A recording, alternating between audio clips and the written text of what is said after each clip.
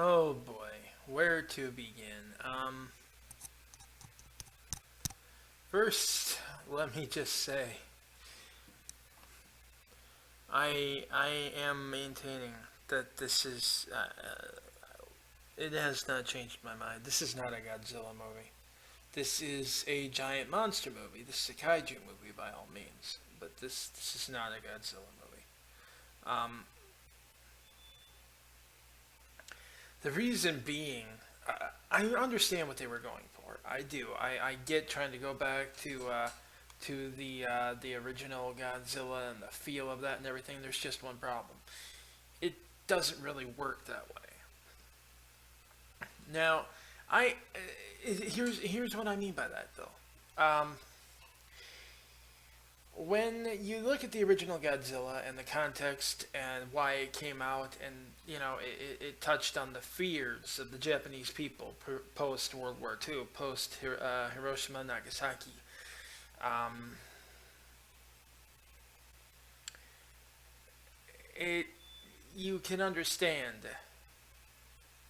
why Godzilla would be a thing. I mean, that those atomic bombs, that they were a massively powerful, unprecedentedly terrifying weapon that had just been unleashed. And it had been unleashed even by people who themselves had no idea the full extent of the long term damage it could do.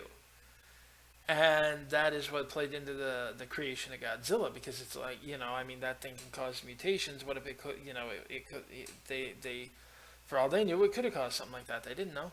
It was a very unknown and scary thing to the people at the time.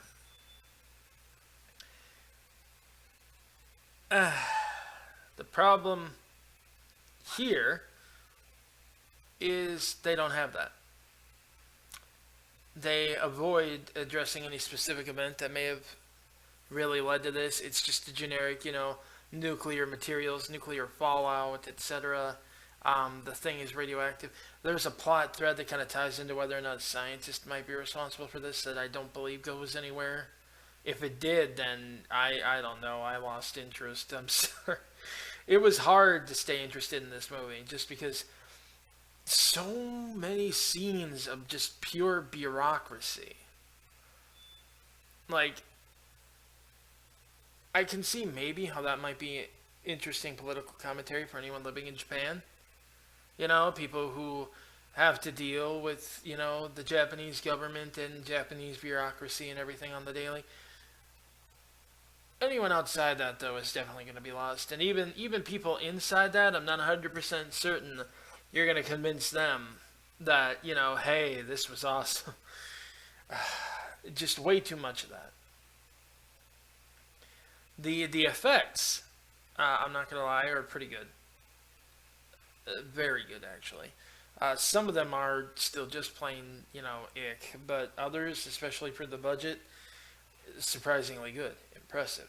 I do think it's kind of funny how the lady who's supposed to be the liaison between the White House and Japan,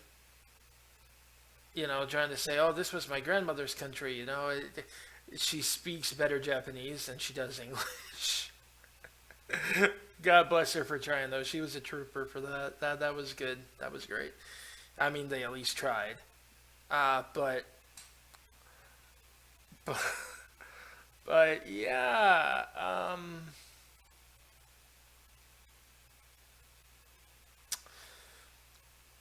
that thing. I it's not Godzilla. Nothing about that thing is Godzilla. The way the bottom jaw, the jaw, it opens up like some sort of weird ass predator thing, man. The shooting lasers on the dorsal fins and everything, and the back plates. The mutation, and they talk about it could take whatever form it deems necessary, and it's like, okay, but why did it happen to deem that a form that looks like an iconic movie monster was necessary, per se? I don't know. It's just so hard to care about the characters too. Like there are a couple you can get attached to, But it's like overall, it's just so much bureaucracy and red tape, and it's like, that you don't spend enough time with these politicians as people to see them beyond being politicians. You know, you just see them as politicians dealing with a political issue, a political crisis, a national crisis, what have you.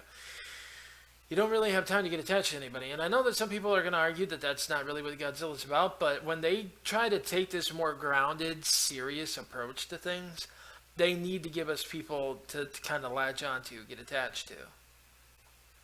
I mean, it's not enough. You'd think it would be enough, but it's really not, just to see all that sheer destruction and everything.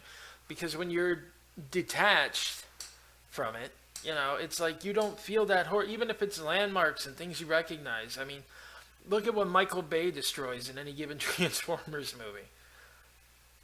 Look at what Roland Emmerich destroys, and it's like, but you don't really care because there's nothing there to compel you to care. And it's kind of the same thing here.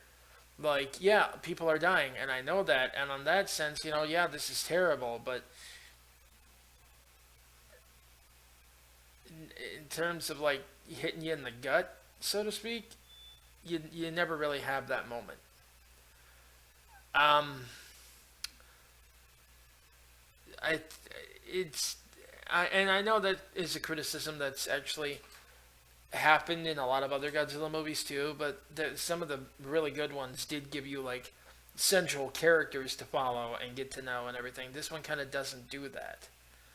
It gives you a couple, but again, you don't see them outside their job. You see them doing their job, and at that point, they become their job, and it's just, you know, they're not an individual. You don't care about them the way you did like in some of the past films. Um, okay, let's try to balance this out a little bit. The music was really good in some scenes. It really was. Um, especially much as I don't like it, and I really maintain that's not Godzilla. That sequence when well, I guess the atomic breath first shows up.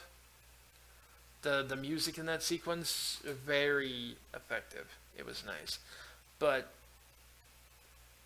I think a lot of it's hampered and hindered too by the weird editing. There's a lot of really bizarre just jump cuts in this movie. Music will be playing in one scene and then it cuts to a different scene, and it abruptly stops, like mid note, and it's quiet. And then you go back to the location, and then the music will start to start up again, and it's like, why? I mean, unless that music is literally physically playing at that location, why wouldn't it keep going when you go to this scene? Because this scene is someone watching this unfold. So why would the music not keep going? And instead cut off and then start up again when you go back to that scene. You know? That is really like janky editing to me. And other times it's like there's no real transition between scenes. Like, I believe there was one scene where where one of these technicians is told to like take some rest or whatever, and he's like, huh? And then next thing you know, it cuts to him sitting at his desk, asleep, and someone walks in and he wakes him up. It's like, and it doesn't even feel like an actual transition. It looked like they just shifted camera angles for a second. So I don't know.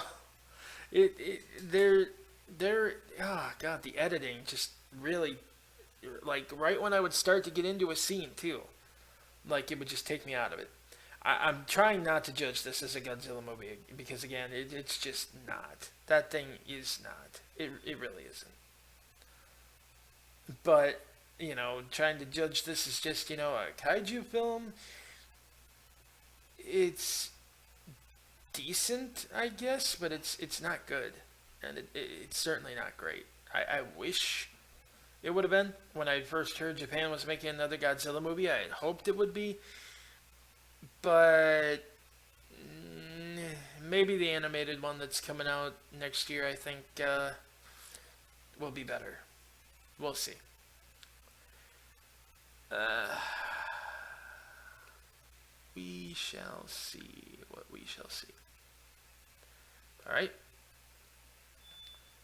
I do want to say, though, I strongly maintain that the tail at the end there, I don't like. I really do not like where that was going, man. I don't know. Just does not feel like Godzilla, if you know what I mean. Alright. Now it is time to pick which of the 3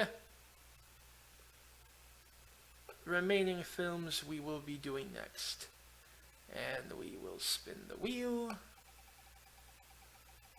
Let's see, what do we land on here?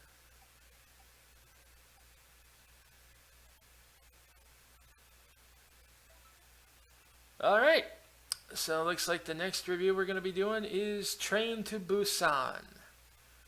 Another foreign horror film. Zombies and trains. Heard a lot of good stuff about this, so I'm actually kind of excited. But at any rate, that is it for now, and I will catch you guys on tomorrow's review. See ya.